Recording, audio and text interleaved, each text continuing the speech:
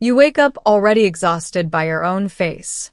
Not because anything is wrong with it exactly, but because somewhere between the ring light and the 10-step routine you bought after watching 3 different videos on 3 different nights, glowing skin turned into a job you don't remember applying for.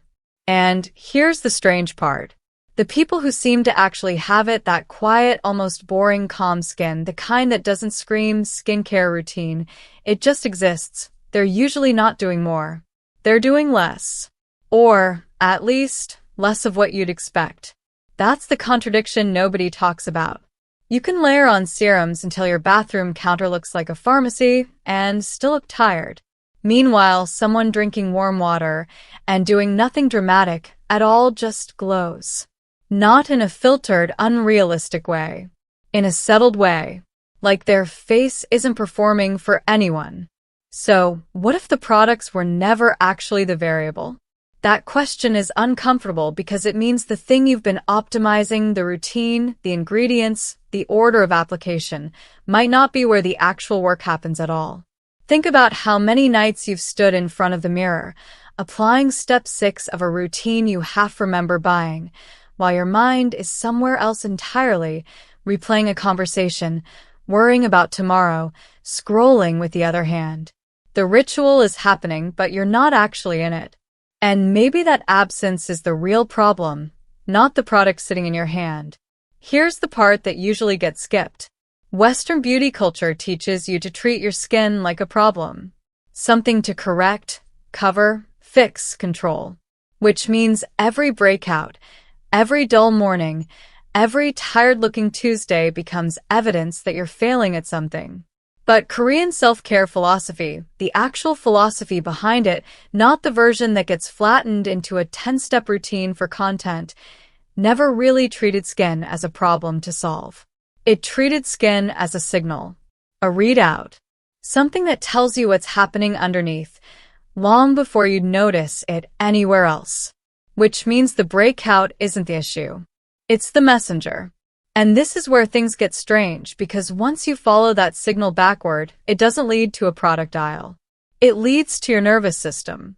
Chronic stress, the low, humming, background kind, not the dramatic kind, keeps your cortisol elevated. That disrupts how well your skin barrier repairs itself overnight. It thins your sleep. It quietly increases inflammation, which means the tired, dull, uneven skin you keep trying to treat topically might actually be a downstream symptom of a body that hasn't fully exhaled in weeks. You get stressed. You sleep worse. Inflammation ticks up. Skin looks duller. You feel worse about how you look, which stresses you out more. And the loop just keeps quietly running in the background of your life, and no amount of serum interrupts it because it was never a serum problem. This is where Korean self-care philosophy actually diverges from almost everything else marketed to you because it doesn't try to fight the loop from the outside. It interrupts it from somewhere else entirely. Take facial massage. Gua sha, specifically, the tool everyone films dragging across their cheekbones for content. Most people assume it's cosmetic. Contouring, lymphatic drainage, whatever the caption says. But the deeper mechanism is nervous system regulation. That slow, repeated pressure along the jaw and neck stimulates the vagus nerve, the same pathway responsible for shifting your body out of alert mode and into rest. Which means the tool everyone's using wrong is the tool people are filming the most. Because they're rushing it. 30 seconds, phone in one hand, gua sha in the other, already thinking about the next video. The mechanism only works with time. With slowness.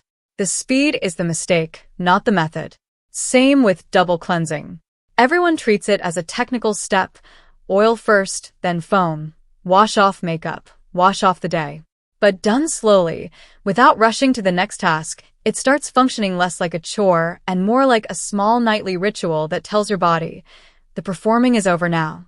But regulating your nervous system for 10 minutes at night means very little if you're feeding the exact same stress response all day long. Which is where the second layer comes in. And this one has almost nothing to do with your face directly. Fermented foods, kimchi, doenjang, the foods built into daily Korean eating culture, support gut microbiome diversity. And gut health is tightly, almost inconveniently, linked to systemic inflammation, which shows up on skin before almost anywhere else. But here's the part that actually matters more than the biology. In Korean self-care culture, these foods aren't framed as restriction. They're not clean eating or a diet you're disciplining yourself into. They're framed as an act of self-respect, a small, repeated way of saying, I'm someone worth feeding well. That distinction sounds small. It isn't. Diet culture fails constantly, not because the food is wrong, but because the intention behind it is punishment. And your nervous system can tell the difference between eating out of guilt and eating out of care, even if the plate looks identical. You've probably felt this yourself without naming it. The days you eat out of anxiety, fast, distracted, half aware of what's even on the plate, versus the rare mornings you actually sit down, make something warm, and eat it slowly. Same nutrients, roughly. Completely different effect on how your body carries the rest of the day. One says, get through it. The other says you're allowed to be cared for. Your skin eventually believes whichever message you send it more often. So far, everything has been physical, skin, gut, nervous system. But the last piece of this isn't about the body at all.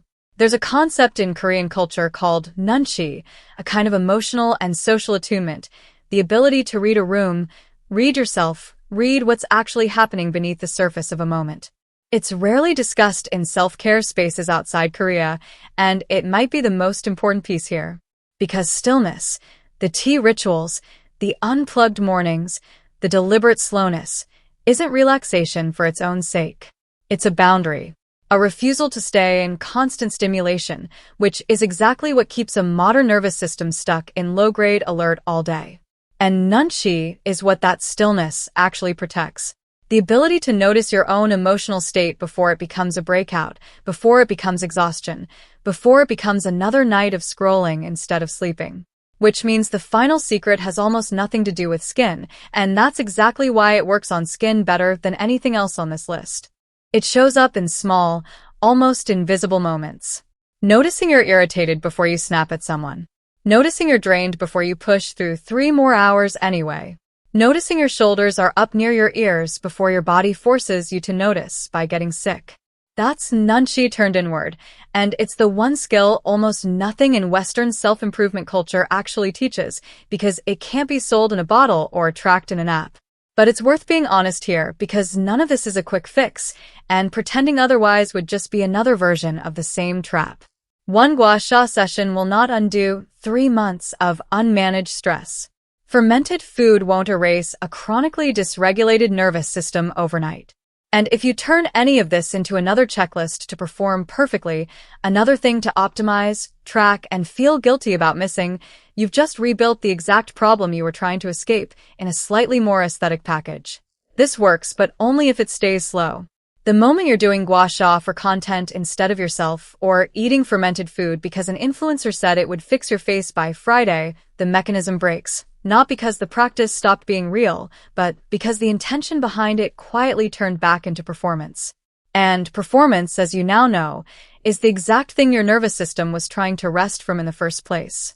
Most people misunderstand this because they quietly turn self-care into self-improvement. Another project. Another version of never being enough as you are. Maybe that's the actual shift underneath all of this. Not a new routine. Not 6 new steps to add to the ones you're already exhausted by. Just a different question. Not how do I fix my skin, but what is my skin trying to tell me? The glow was never really the goal. It was always just what peace looks like when it finally has somewhere to show up. If this helped you see your own self-care a little differently, you're welcome to subscribe. There's more where this came from.